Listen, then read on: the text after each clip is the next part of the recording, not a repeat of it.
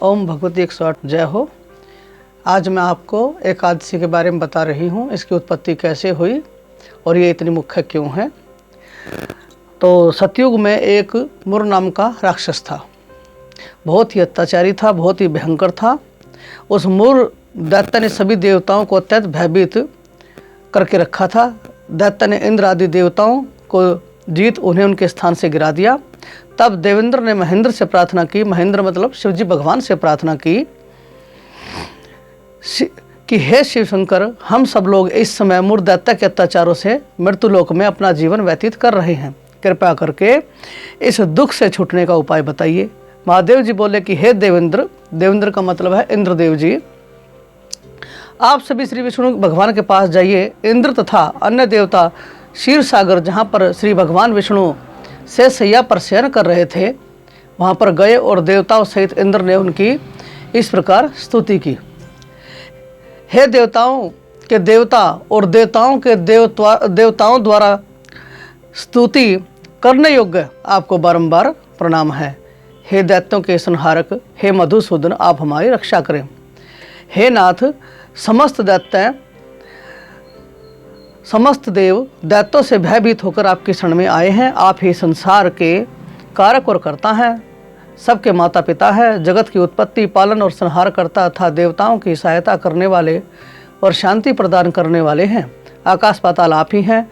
तीनों लोकों को उत्पन्न करने वाले ब्रह्म, सूर्य, चंद्र, अग्नि, हव्य, समरण, मंत्र, यजमान, यज्ञ, कर्म, कर्ता, भोक्ता आदि आप ही हैं। हे देव, शरण में आए हुए की आप ही रक्षा करने वाले हैं। इस समय दैत्यों ने हमें स्वर्ग से निकाल दिया है, अब आप हमारी रक्षा कीजिए। देवताओं द्वारा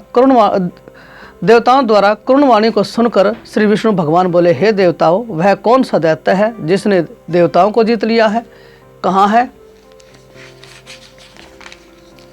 कहाँ रहता है तथा उसमें ऐसा कैसा बल है? यह सब मुझसे कहो। भगवान के वचनों को सुनकर इंद्र बोला कि हे भगवान, प्राचीन समय में नाड़ी जंग नाम का एक दैत्य था। उस दैत्य की ब्रह्म वंश में उत्पत्ति हुई थी। उसी दैत्य के लड़के का नाम मुर है। वह अपनी राजधानी चंद्रावती में, जिसने अपने बल से समस्त विश्व को जीत और सब देवताओं को देवलोक से निकालकर इंद्र, अग्नि, यम, वरुण, चंद्रमा, सूर्य बनकर पृथ्वी को तपाता है, मेघ बनकर जल की वर्षा करता है। अतः आप उस दैत्य को मारकर देवताओं की जीत कराओ। यानी कि जितने भी देवताओं के कर्म थे वो सब अपने आप ही करने लगा है। इंद्र के वचन सुनकर श्री विष्णु भगवान बोले कि हे देवताओं, मैं तुम्हारे शत्रुओं का शीघ्र ही संहार करूंगा। आप सब चंद्रावती नगरी को जाइए। इस प्रकार भगवान विष्णु देवताओं से कहकर उनके पीछे पीछे चंद्रावती नगरी को चल दिए। उस समय मोर अनेक दैत्यों के साथ युद्ध भूमि में गरज रहा था। युद्ध होने पर असंख्य दानव अनेकों अस्त्र शस्त्रों को धारण कर देवताओं से युद्ध करने लगे, परंतु देवता दानवों के आगे एक क्षण भी न ठहर सके।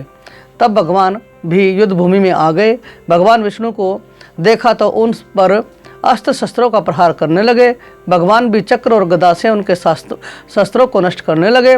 इस युद्ध में अनेकों दानव सदैव के लिए सो गए, परंतु दैत्यों का राजा मुर भगवान के साथ निश्चल भाव से युद्ध करता रहा। भगवान विष्णु मुर को मारने के लिए जिन जिन शस्त्रों का प्रयोग करते थे, वे सब उसके तेज से नष्ट होकर उस पर पुष्पों के समान गिरने लगे। वे आपस में मल्ल युद्ध करने लगे, परंतु उस दैत्य को न जीत सके। अंत में भगवान विष्णु शांत होकर विश्राम करने की इच्छा से वहाँ से बद्री का आश्रम चले गए। उस समय 48 कोस लंबी एक द्वार वाली हेमवती नाम की गुफा में शयन करने के लिए भगवान चले गए। हे अर्जुन, अतः मैंने उस गुफा में शयन किया। वह दैत्य भी वहाँ आया, मुझको शयन करता देख मारने को तैयार हो गया। उसी समय मेरी देह से, ध्यान देने योग्य बात है, जब भगवान सो रहे थे उसी समय उनकी शरीर से एक कन्या की उत्पत्ति हुई, जो दिव्य अस्त्र शस्त्र धारण करके उत्पन्न हुई और दैत्य के सामने आकर युद्ध करने लगी। वह दैत्य इस कन्या से लगातार युद्ध करता रहा। कुछ समय बीतने पर इस कन्या ने क्रोध में आकर उस दैत्य के अस्त्र शस्त्रों के टुकड़े टुकड़े कर दिए, रथ तोड़ दिया। तब वह दैत्य महान क्रोध करके उससे मल्ल युद्ध करने लगा। उस कन्या ने उसको धक्का मारकर मूर्छित कर दिया। जब वह दैत्य मूर्छा से जगा तो उस कन्या ने उसका सिर काटकर यमपुरी पहुंचा दिया। अन्य समस्त दानव भी ऐसा देखकर पाताल लोक को चले गए। जब भगवान विष्णु की निंद्रा टूटी तो उस समय दैत्य को मरा देखकर अत्यंत आश्चर्य करने लगे और विचार करने लगे कि इस दैत्य को किसने मारा है। तब कन्या भगवान के साथ सामने हाथ जोड़कर बोली कि हे भगवान, यह दैत्य आपको मारने को तैयार था, तब मैंने आपके शरीर से उत्पन्न होकर इसका वध किया है। इस पर भगवान बोले कि हे कन्या, तूने इसको मारा है, अतः मैं तेरे ऊपर प्रसन्न हूँ। तूने तीनों लोकों के देवताओं को सुखी किया है, इसलिए तू अपनी इच्छा अनुसार वरदान मांग।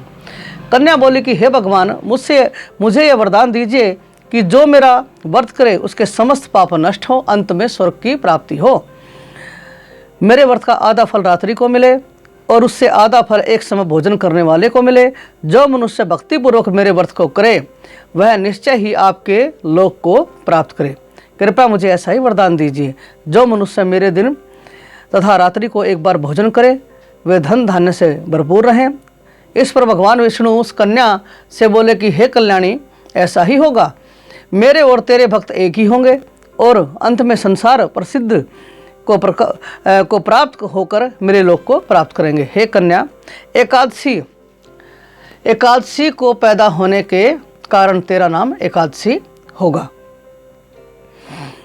जो मनुष्य तेरे इस दिन का व्रत करेंगे उनके समस्त पाप नष्ट हो जाएंगे और अंत में मुक्ति को प्राप्त करेंगे। तो मेरे लिए अब तीज, आठे, नौमी, जो मेरी मेन तिथियां हैं हमारे ज्योतिष के हिसाब से, पंचांग के हिसाब से, तीज, आठे, नौमी और 14 से भी अधिक प्रिय है।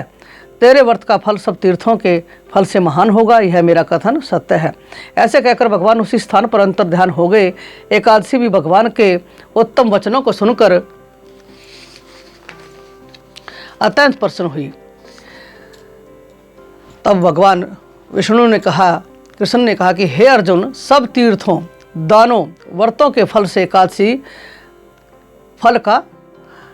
व्रत का फल श्रेष्ठ है। मैं एकादशी व्रत करने वाले मनुष्यों के शत्रुओं को, विग्रहों को नष्ट कर देता हूँ और उन्हें मोक्ष दिलवाता हूँ। और अर्जुन, यह मैंने तुमसे एकादशी की उत्पत्ति के बारे में व्रत बतलाया है। एकादशी पापों को नष्ट करने वाली है और सिद्धि को देने वाली है। उत्तम मनुष्यों को दोनों पक्षों की एकादशियों को समान समझना चाहिए, क्योंकि संसार में ऐसे मनुष्य हैं जो सिर्फ शुक्ल पक्ष की एकादशी करना पसंद करते हैं और कृष्ण पक्ष की एकादशी को छोड़ देते हैं। मेरा निवेदन है कि आप सभी दोनों पक्षों की एकादशी को करें, उनमें भेदभाव नहीं मानना चाहिए। जो पुरुष विष्णु भक्त हैं उनको धन्य है। जो मनुष्य एकादशी महात्म को श्रवण में पठन करते हैं उनको अश्वमेध यज्ञ का फल मिलता है। जो मनुष्य भक्तिपूर्वक कथा सुनते हैं वे विष्णु लोक को जाते हैं और करोड़ों वर्षों तक उसकी उस जगह पूजा होती है। जो एकादशी महात्म के चौथाई भाग को सुनते हैं उनके ब्रह्म हत्या आदि के महान पाप नष्ट हो जाते हैं। विष्णु धर्म के समान संसार में कोई दूसरा धर्म नहीं है और एकादशी व्रत के बराबर भी कोई दूसरा व्रत नहीं है। तो एकादशी व्रत करना चाहिए। आज मैंने एकादशी की उत्पत्ति के बारे में बताया है। ओम भगवती माता की जय हो।